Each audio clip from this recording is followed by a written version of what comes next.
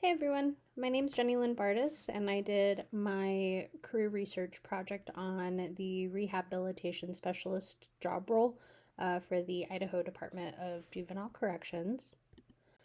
A little bit about myself: I am a psychology major here at CWI. I'm also the co chair for the psychology club, and I work as a teacher's assistant for Psych 251 during the day. And a good portion of my time, I am working as a rehabilitation technician for the Idaho Department of Juvenile Corrections. I've been there a little over 9 months now, and I really do enjoy my job. And I wanted to kind of go over a job role that I became interested in as I've worked there. So before I go into the specifics of this job, I felt it valuable to kind of go over some definitions and context so there's not a ton of confusion when I start talking about certain things. One thing that we want to clarify is that juvenile detention and juvenile corrections are different. They do tend to get mixed up together because they are similar places. But for juvenile detention, these are going to be like temporary stays or like a holding center for juveniles in case, like where they're awaiting trial, they're completing shorter sentences, or they're awaiting transport to another facility. Correctional centers are long-term placement. Typically, a youth will they'll be presented with charges, they'll go to trial, and then they will get sentenced to places like this. Both are similar in their security, and they also offer resources for their education, their leisure, and their mental health. In detention, there isn't a specific program that the youth are following since their stay is really only temporary. At the Idaho Department of Juvenile Corrections, the group program focuses on restorative justice. So this sentencing philosophy aims to restore the relationship between the offender and the community with the goal of the offender returning to the community. How they do that is through a program that is focused on group dynamics. While they're in the facility, they are living with other members of their pod.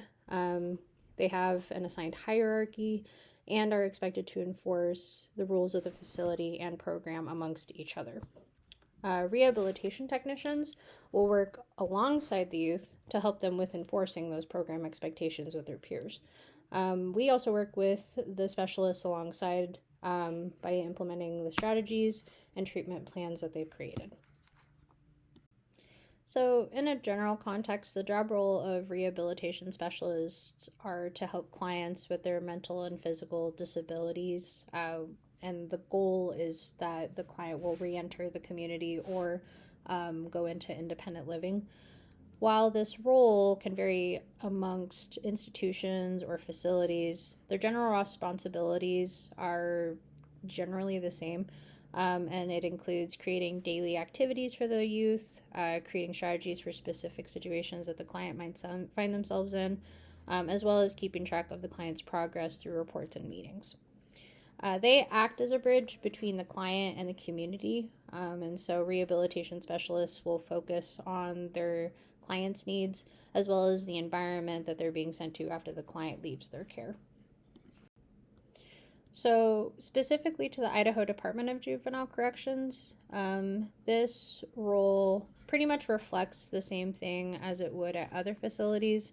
They do focus on treatment plans and strategies for the individual. However, it's in a group setting, not just in an individual setting, because we have a group-run program. Guidelines for treatment plans and strategies have to follow those program expectations as well. The community, when we're talking about the community, it can range from the pod that they're living in, the facility itself, or the unit that they're assigned to, as well as the community outside of the facility. And that can include like their family, the judge, their victim, as well as, whatever other community that they have outside of that. The care team that a rehabilitation specialist works with will also include technicians, upper management of the facility, clinicians, their juvenile service coordinator, their teachers, their probation officer, and as well as their family. It's really important to have their family involved. If the family is not available, we will typically have health and welfare on those meetings, and they'll be part of the care team. They do advocate for the youth release. They're a big advocate for that, but they also act as a safeguard to the community by determining the client's readiness for release. So if the rehabilitation specialist feels like the kid is not ready to be sent out of the facility, the youth can remain there or be sent to a separate facility, depending on the situation. So when I was looking at the job posting for this, I did notice that there wasn't any higher educational requirements for this type of job. Even though the person that I interviewed had like a bachelor's in psychology and a master's in public health, it wasn't something that she utilized a lot in her job role. At least that's not how she felt. When applying for this job, you want to make sure that you have extensive knowledge of the program and how the program works. You want to also have knowledge on treatment plans and interventions. You also want to have some knowledge on juvenile offender needs, as well as how juvenile offenders are dealing with the justice system, and also how the juvenile justice system works. You want to be able to write reports and conduct meetings, because you're going to be attending a lot of meetings in this job role. You also have to be willing to deal with issues that arise when you're working at a juvenile offender facility, the job risks themselves. You also want to make sure that you're post-certified, that you're physically able to do the job, and also meet Prison Rape Elimination Act standards as well. So post-certification is where a good portion of your work is going to be put in if you're not already post-certified by the time that you're applying for an RS job. So POST stands for Peace Officer Standards Training. It's a training that you will attend in Meridian, which is where the headquarters are. This is where a lot of law enforcement and correctional officers and probation officers, that's where they all get their training. So you'll be sharing the building with them. In order to apply for the training, you have to have at least a U.S. citizenship and a valid driver's license. You have to have at least a high school diploma or GED. You need to be at least 21 years old. You can't have any felony convictions unless the felony occurred when you were a minor, and 10 years have had to have passed since then. Can't have any DUI convictions in the last 2 years or 2 DUIs in the last 5 years. You can't have any conviction of crimes of deceit or sex crimes as well within the last 5 years. And you have to meet military discharge standards. You can't have like a dishonorable discharge on your record in order to apply at post. During that time, you're going to take advanced training. My advanced training was a week. Prior to that, I had done some training at the facility myself. And then once you have completed post, you attend a ceremony and you're sworn in. At that point, you are post-certified. And then essentially, you can become decertified as well. So that's something to also keep in mind, is who you are outside of your job does reflect on the Peace Officer Standards Training and the facility that you work at. So when you're working for a state facility like that, keep in mind how you act outside of your job, because it does reflect on them. So something to keep in mind is when you work at a secured facility that houses criminal offenders, whether they're adults or they're kids, you're going to be dealing with some job risks. And the job posting, as well as the interviews and the people I've talked to, they're all very transparent about this. You may run into and also be willing to deal with verbal harassment, abuse, and threats. You may even run into a physical assault at some point. You also have to be willing to intervene in fights and disturbances. And because your priority is going to be keeping everyone safe. And so that's something that you have to do as well.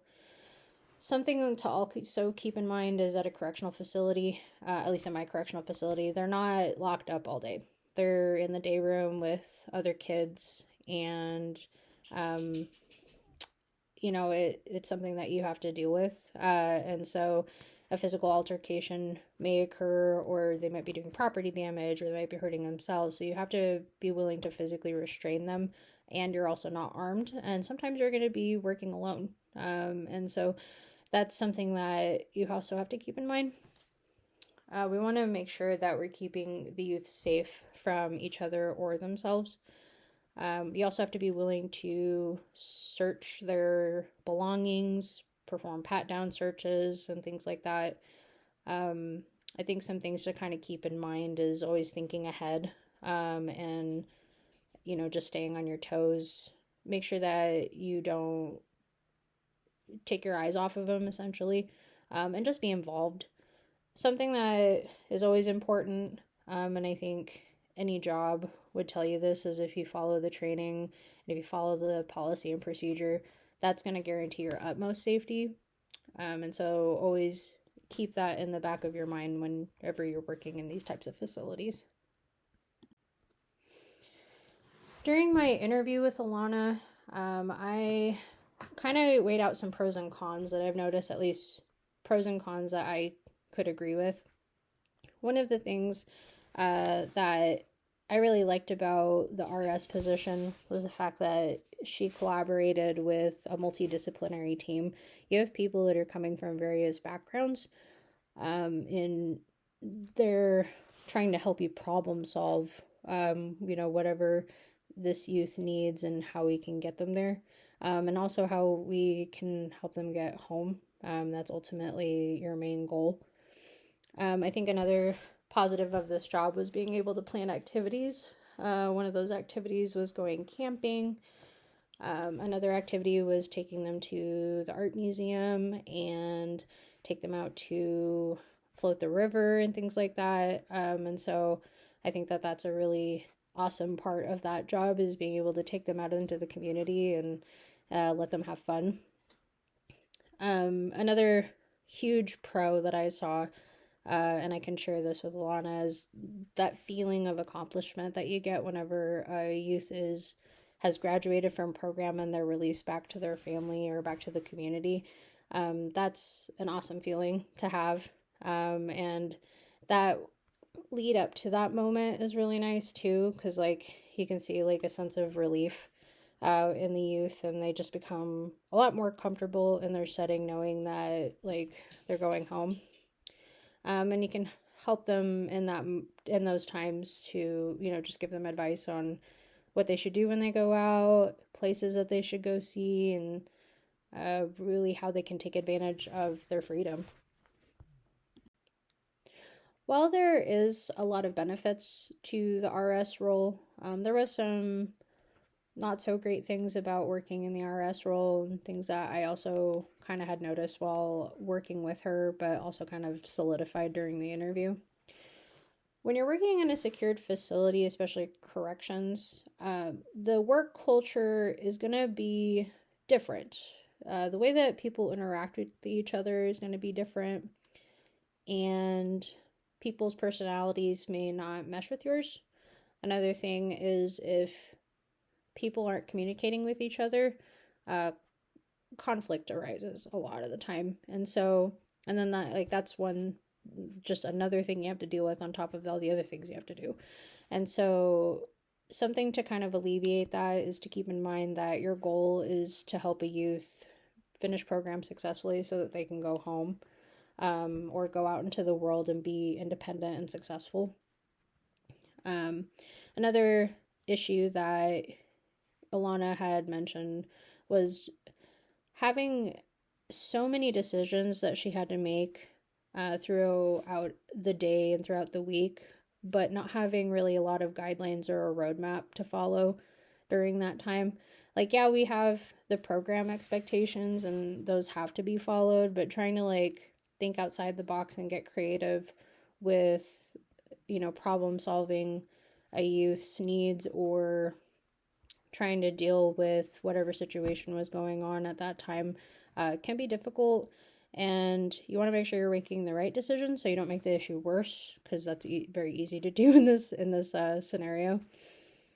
Another thing that Alana had mentioned was feeling pressure of what if the youth doesn't succeed when they are released? What if they, what if they commit another crime and end up getting committed again, or worse, and end up going to adult corrections if it's bad enough. And so there's a lot of pressure there because Alana acts as like the safeguard to the community. She's also the first person to say, yes, they're ready to be released. And so that was something that she mentioned at times really gave her a lot of anxiety. And so that's something also you have to keep in mind working as an RS. I really want to give a huge thank you to you guys for taking time out of your day to hear me about my job and the juvenile justice system and juvenile corrections. I also want to thank Alana Kimmel for everything that she has taught me since I started working there, as well as just taking time out of her busy schedule to interview with me, especially while she was transitioning job roles. Lastly, I want to give a huge shout out to the Idaho Department of Juvenile Corrections for the training that I've received in my job role, and just for the opportunity to give back to my community through my job, and being able to work with troubled youth. That was something that I don't think I had realized that I wanted to do until I got here. So lastly, here are my resources that I utilized for my research and kind of just getting the background information as well. Something I also wanted to include in the top right corner, that is my email address. If you have any questions about the RS role or the RT role, definitely reach out. We are currently hiring, so if that is something that you're interested in and you're passionate about working with youth in our community, this is a great way to do that. And you learn a lot in this job. So yeah, have a good one.